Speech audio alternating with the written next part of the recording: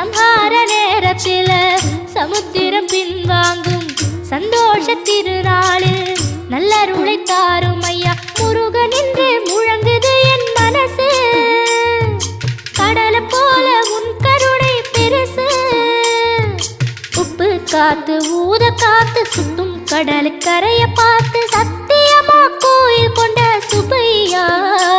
எங்க குப்பத்துக்கு குலவிளக்கு நீ ஐயா திருச்செந்தூர் ஆண்டவனே வேல் முருகா தினம் உனக்கு நன்றி சொல்வோம் மால் மருகா திருவடியில் தவம் இருப்போம் திருமுருகா தீர்ப்பெழுது நலமெனவே வடிவ